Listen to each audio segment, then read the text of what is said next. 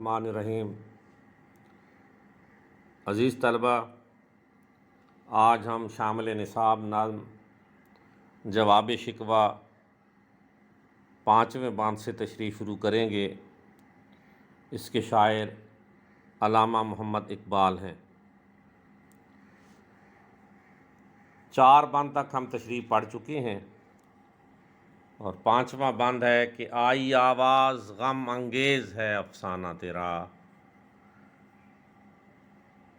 اشک بے تاب سے لبریز ہے پیمانہ تیرا، آسماں گیر ہوا نعرہ مستانہ تیرا، کس قدر شوخ زباں ہے دل دیوانہ تیرا، شکر شکوے کو کیا حسن ادا سے تو نے، ہم سخن کر دیا بندوں کو خدا سے تو نے۔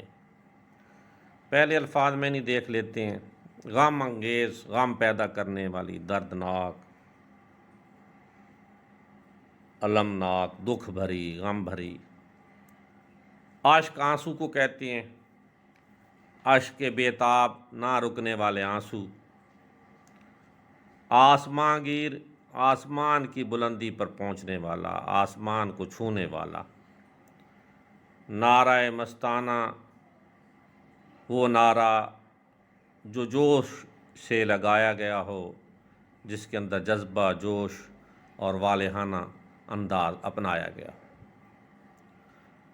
عزیز طلبہ، شکوے کے پہلے 4 بند میں بتایا جا چکا ہے کہ جب شکوہ کرنے والے کی آواز عرش تک جا پہنچی تو کوئی بھی اسے پہچان نہ سکا کہ یہ آواز کس کی ہے، کون ہے جو اتنی بے باکی سے خدا کے حضور عرضہ سرائی کر رہا ہے، اور تمام فرشتے اور سیارے انسان کی شوخی کو گستاخی پر معمول کر رہے ہیں۔ تو اس دوران میں رب کائنات عرش سے شاعر سے ہم کلام ہوتے ہیں، گویا شاعر کے غم انگیز شکوے کا جواب شاعر اللہ کی طرف سے اس بند سے دینا شروع کرتا ہے کہ اے زمین کے باسی، انسان، زمین پر مقیم انسان، تیرا افسانہ تو بڑا دردناک اور پرالم ہے۔ تیرے پرخلوص دل میں جذبات کا طوفان چل رہا ہے، اور یہ طوفان تیری آنکھوں کے ذریعے امڑنا چاہتا ہے۔ یہ جو تیری آنکھوں کا پیمانہ ہے، آنکھوں کے کٹورے ہیں، آنکھوں کے پیالے ہیں، یہ اشکوں سے بھر چکے ہیں، اور اسی تیرے گریہ ازاری نے اور جو بے تابی کے انداز میں مسلم قوم کا، امت کا درد اپنے دل میں رکھتا ہے، انہی آنسوؤں کی نمی سے تیری آنکھیں بھر چکی ہیں، اشک بار ہیں، اور اسی نے تیرے نعرے کو اتنا بلند کر دیا کہ عشق اور مستی کے عالم نے جو تو نے نعرہ لگایا، اس نے آسمان کو چھو لیا۔ یہ جو قوم کا درد اور کرب جو ہے، یہ علامہ کو سونے نہیں دیتا تھا، وہ راتوں کو اٹھ کر اللہ تعالیٰ سے دعا مانگتے تھے کہ مسلمانوں پر اپنا رحم و کرم فرما۔ تو اسی وجہ سے اللہ تعالیٰ فرماتے ہیں کہ گو تم نے شکوہ کیا ہے، لیکن تیرے شکوے کے اندر شکر بھر آیا ہے کہ تیرے حسن ادا نے، تو نے اس انداز میں اتنی خوبصورتی کے ساتھ شکوہ کیا ہے کہ وہ شکوہ نہیں محسوس ہو رہا مجھے، بلکہ وہ ایک شکر کا انداز ہے۔ چونکہ اقبال نے اگر آپ شکوہ کو دیکھیں تو وہاں کہا تھا کہ اے خدا شکوائے ارباب وفا بھی سن لے، خوگرے حمد سے تھوڑا سا گلہ بھی سن لے، کہ ہم تو اگرچہ تیری ہمیشہ حمد اور توصیف بیان کرتے ہیں، لیکن آج تھوڑا سا گلہ بیان کر رہے ہیں۔ اسی انداز نے کہ جو حسن ادا ہے اقبال کی، اس نے اس شکوے کو شکر بنا دیا، اور سب سے بڑی بات ہے کہ انسان کو ہم سخن کر دیا اللہ تعالیٰ کے ساتھ، ہم کلامی کا موقع میسر کر دیا۔ تو ذہن میں رکھیے کہ اللہ تعالیٰ جو ہے وہ رحمان ہے، رحیم ہے، قہار ہے، کریم ہے، جلیل ہے، جمیل ہے۔ تو اگرچہ کہ گستاخانہ روش بظاہر نظر آتی تھی، لیکن اللہ تعالیٰ کا جمال جو ہے وہ اس کے جلال پر غالب آیا، اور اللہ کو اقبال کا طرز ادا بہت پسند آیا، اور اس حسن بیان نے شکوے اور شکایت کو شکر میں بدل دیا، اور انسان کو، نوع بشر کو خدا سے ہم سخن اور ہم کلام کر دیا۔ چھٹا بند، ہم تو مائل بکرم ہیں کوئی سائل ہی نہیں، راہ دکھلائیں کسے راہ رو منزل ہی نہیں، تربیت عام تو ہے جوہر قابل ہی نہیں، جس سے تعمیر ہو آدم کی یہ وہ گل ہی نہیں، کوئی قابل ہو تو ہم شان کئی دیتے ہیں، ڈھونڈنے والوں کو دنیا بھی نئی دیتے ہیں۔ مشکل الفاظ کے معنی دیکھتے ہیں۔ مائل راغب، تیار، مائل بکرم، مہربانی کرنے کے لیے راغب، مہربانی کرنے کے لیے تیار، ہمارے کرم کے دروازے ابھی کھلے ہوئے ہیں۔ سائل، سوالی، سوال کرنے والا، دعا مانگنے والا، گڑ گڑا کے التجا کرنے والا جو ہے۔ راہ رو منزل، منزل کی طرف جانے والا، مسافر، منزل کی طرف گامزن۔ جوہر قابلیت، اہلیت، لیاقت کو کہتے ہیں، جوہر قابل، اہلیت، لیاقت، قابلیت رکھنے والا۔ گول کے معنی تو پھول ہوتے ہیں، لیکن یہاں لفظ گل کا استعمال ہوا ہے، گل کا معنی ہے مٹی۔ اس باندھ کا جو پہلا مصرع ہے یہ بڑا بلیغ ہے، گویا دریا کو کوزے میں بند کر دیا گیا، ہم تو مائل بکرم ہیں کوئی سائل ہی نہیں۔ اللہ تعالیٰ نے انسان کے شکوے کا جواب اسی طرح سے دیا ہے جیسے انسان نے شکوہ کیا، تو اللہ سے مخاطب ہے انسان سے کہ اے انسان، ہماری بے توجہی اور بے التفاتی کا شکوہ درست نہیں ہے، کیونکہ ہماری رحمتوں اور مہربانیوں کا سلسلہ تو اسی طرح جاری ہے، ہم تو اب بھی لطف و کرم کی طرف مائل ہیں۔ کیونکہ رحمتوں کے بارے میں اقبال نے یہ کہا تھا کہ رحمتیں ہیں تیری اغیار کی کاشانوں پر، برق گرتی ہے تو بیچارے مسلمانوں پر۔ اور اللہ تعالیٰ فرماتا ہے کہ میری رحمت، میری کرم، میرے مہربانی کے دروازے بند نہیں ہوئے، میرے لطف و کرم کے دروازے اسی طرح کھلے ہوئے ہیں۔ افسوس اس بات کا ہے کہ اب مسلمان خود اس لطف و کرم کے امیدوار نہیں رہے ہیں، وہ سوال ہی نہیں کرتے ہیں کہ انہیں کچھ عطا کیا جائے، نوازا جائے انہیں کسی چیز سے۔ ان کی منشا بدل گئی ہے، ان کی چاہت بدل گئی ہے، یعنی اللہ کے علاوہ تو سب کچھ انسان کے دست دعا میں ہوتا ہے، انہیں اپنی منزل کی فکر ہی نہیں ہے۔ ہماری منزل کعبہ، لیکن ہم کس طرف چل پڑے؟ ہم کوفہ کی طرف چل پڑے۔ اگر راہ رو منزل ہوتے تو ہم اسے راستہ دکھاتے۔ تو یہ شکوہ جو ہے یہ بے جا ہے، میری رحمتوں اور کرم نوازیوں کا دریا جوش مار رہا ہے، میں بھی تمہیں نوازتا، سرفراز کرتا، لیکن آپ اس راستے پر چلیں تو صحیح، صراط مستقیم پر مضبوطی سے قدم تو جمائیں، لیکن آپ تو غافل ہیں۔ آپ نے اپنی منزل کعبہ کی بجائے کسی اور کو بنا لیا، اور دنیا کی آسائشوں میں آپ غرق ہو گئے، کچھ ہوش نہیں رہا، ورنہ تم تو بہترین امت میں سے ایک تھے جی۔ لیکن آج تمہارے اندر کوئی صلاحیت نہیں ہے، کوئی اہلیت نہیں ہے، کوئی قابلیت نہیں ہے، جوہر موجود نہیں ہے۔ میری تربیت تو اسی طرح ہی ہے۔ میں نے آدم کو جس مٹی سے تخلیق کیا تھا، جس خمیر سے، اس مٹی سے اس کا خمیر اٹھا تھا، تو نہیں لگتا کہ آپ اسی مٹی سے یہ لوگ انسان جو ہیں وہ نمودار ہو رہے ہوں۔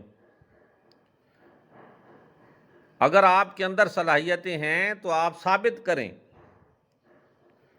کیونکہ ثابت آپ کریں گے تو میرے تو رستے کھلے ہوئے ہیں۔ لیکن مجھے لگتا ہے کہ یہ وہ مٹی نہیں جس سے میں نے آدم کو تعمیر کیا تھا۔ آپ اس قابل بن جائیں، محنت کریں، تگ و دو کریں، تو ہم آپ کو شاہان کئی جیسی شوکت و سطوت عطا کریں گے۔ اس عمر میں دیکھیں کہ ہم شان کئی دیتے ہیں، اقبال نے اسے بڑی خوبصورتی سے برتا ہے۔ یہ جو آخری شعر ہے، کوئی قابل ہو تو ہم شان کئی دیتے ہیں، ڈھونڈنے والوں کو دنیا بھی نہیں دیتے ہیں، معنویت اور گہرائی اقبال کے کمال فن کی عکاس ہے اس بند کے اس شعر میں۔ شان کئی کے معنی بہت بھی ہوتے ہیں، لیکن یہ ایران اور فارس کے جو بڑے بڑے شہنشاہ گزرے، روب دبدبے والے، شان و شوکت والے، دارا ہے، کیقباد ہے، کیکاؤس ہے، کہ خسرو ہے، ان کے آگے یہ کہ جو ہے نا، یہ کیانی خاندان، یہ کہ آتا تھا، یہ کئی اسی سے لیا گیا ہے کہ ہم وہ ان کو ایران کے بادشاہوں جیسا دبدبا اور روب، شوکت و سطوت عطا کریں گے۔ لیکن شرط کیا ہے کہ قابل اپنے آپ کو ثابت کریں کہ آپ کے اندر وہ اہلیت، صلاحیت ہے، ورنہ ہماری رحمتوں اور عنایتوں کا سلسلہ اسی طرح جاری ہے۔ اور اللہ نے یہ جو آخری مصرع ہے، یہ دیکھیں، ڈھونڈنے والوں کو دنیا بھی نہیں دیتے ہیں، کہ جو تلاش کرتا ہے اس کو ہم بہت کچھ عطا کرتے ہیں، اس کو نئی نئی منزلیں عطا کرتے ہیں۔ لیکن تمہارے اندر تڑپ تو ہو، طلب تو ہو، آگے بڑھنے کی صلاحیت تو ہو، نئی دنیا تخلیق کرنے اور تعمیر کرنے کا راستہ ہم دکھا دیں گے، اگر ان کے اندر نئی دنیا کو تلاش کرنے کا جنون ہے، عشق ہے، اور وہ عمل کرنے والے ہیں۔ کیونکہ خدا نے آج تک اس قوم کی حالت نہیں بدلی، نہ ہو جس کو خیال آپ اپنی حالت کے بدلنے کا۔ تو اپنی حالت بدلنے کا خیال اگر آپ کو نہیں آئے گا تو میں کیسے آپ کی حالت بدلوں گا؟ ڈھونڈنے والے کو دنیا بھی نہیں دیتے ہیں۔ تلمیحات 1492 میں کولمبس نے امریکہ دریافت کیا، پھر کیپٹن کوک نے آسٹریلیا دریافت کیا، اور 1908 میں غالباً شمالی قطب جو ہے، یہ ڈھونڈنے والے لوگ تھے۔ کولمبس تھا، کیپٹن کوک تھا، فیڈرک کوک تھا، یہ تلاش کرنے والے تھے، غیر مذاہب کے تھے، لیکن ان کے اندر تلاش کا جذبہ تھا۔ تو تلاش کرنے والوں کے لیے یہ جو مصرع ہے، یہ ان کے لیے ہے کہ ڈھونڈنے والوں کو دنیا بھی نہیں دیتے ہیں۔ 7واں بند، شاعر علامہ اقبال، جواب شکوہ۔ ہاتھ بے زور ہیں، الحاد سے دل خوگر ہیں، امتی باعث رسوائی پیغمبر ہیں۔ بت شکن اٹھ گئے، باقی جو رہے بت گر ہیں، تھا ابراہیم پدر اور پسر آزر ہیں، بادائے آشام نے، بادہ نیا خم بھی نے، حرم کعبہ نیا، بت بھی نئے، تم بھی نئے۔ مشکل الفاظ الحاد کفر کو کہتے ہیں، اللہ کا انکار کرنا، نافرمانی، بے زور، بے طاقت، خوگر، عادی، بت شکن، بتوں کو توڑنے والا، بت گر، بت بنانے والا، پدر باپ، پسر بیٹا، آزر حضرت ابراہیم کے باپ جو بت بنانے والے تھے، بعض چچا کہتے ہیں، لیکن چونکہ پدر اور پسر کا لفظ یہاں اقبال نے استعمال کر دیا تو یہاں والد ہی مراد لیا جائے گا۔ ابراہیم جو ہے اس کو غور سے دیکھیں، ضرورت شعری کی وجہ سے الف ساکت کر دی گئی ہے یہاں سے۔ اقبال کے اکثر شاعروں میں ابراہیم لفظ یہ ضرورت شعری ہوتا ہے، اور شاعری میں ایسا ہوتا ہے۔ آگ کے بارے میں بھی اکثر شعر اقبال کے ہیں، کیونکہ ابراہیم کا تعلق تلمیحاتی، کیونکہ اگر تلمیح کی طرف آپ غور کریں تو آج بھی ہو جو ابراہیم کا ایمان پیدا، آگ کر سکتی ہے انداز گلستاں پیدا۔ بادہ کہتے ہیں شراب کو، بادہ شام شراب پینے والے۔ خم شراب کا جو مٹکا ہے جس میں شراب رکھی جاتی ہے۔ اب آتے ہیں ہم اس کی تشریح کی طرف۔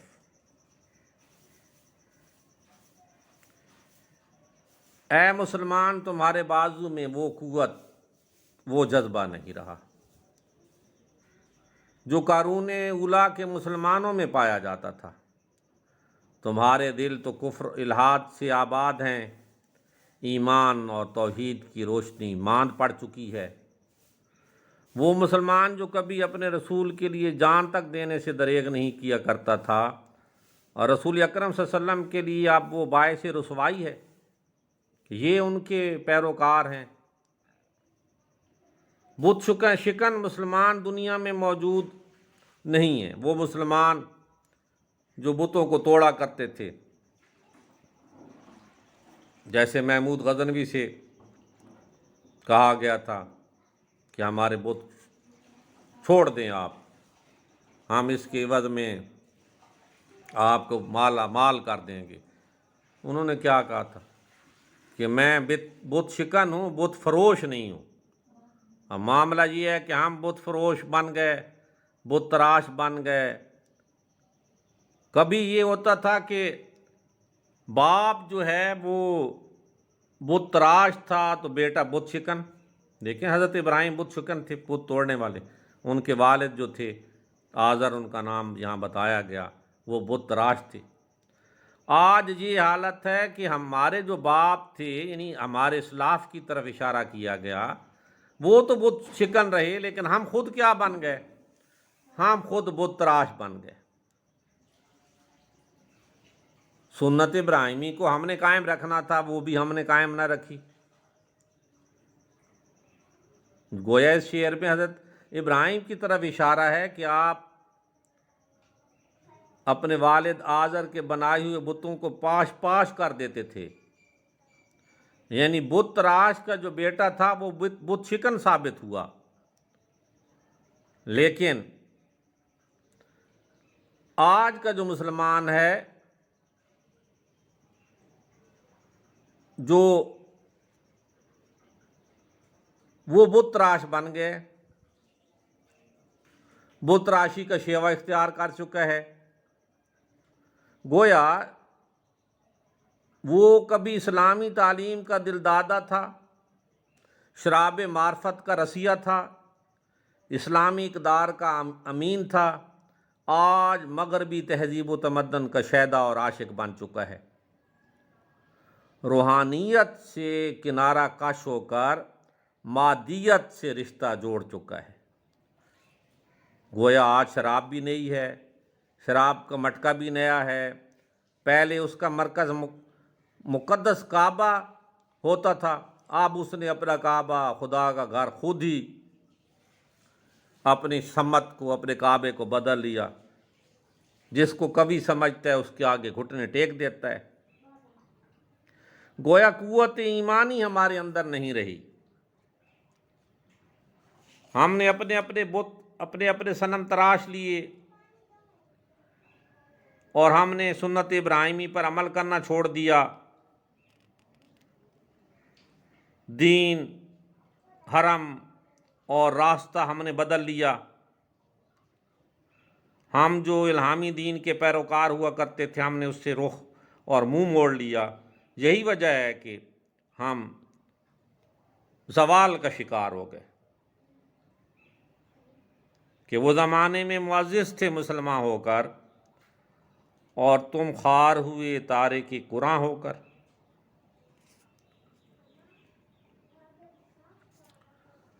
आप देखिए इसका 8वां बांध, ज़हन में रहे कि जो नसाब में नाम शामिल की जाती है या सबक शामिल किया जाता है, मुकम्मल नहीं होता। अब ये वैसे तो तरतीब के लिहाज से ये जवाब शिकवा का 11वां बंद है, लेकिन उन्होंने 7 के बाद जो 8वां बंद है, असल नाज़्म में ये 11वां है, लेकिन शामिल निसाब नाज़्म में ये 8वां बंद है। और ये दरअसल शिकवा के एक बंद जो बैन इसी तरह ही था, वो इस तरह था कि सफ़ाए दैर से बातिल को मिटाया हमने, नौ इंसान को ग़ुलामी से छुड़ाया हमने, तेरे काबे को जबीनों से बसाया हमने, तेरे कुरान को सीनों से लगाया हमने।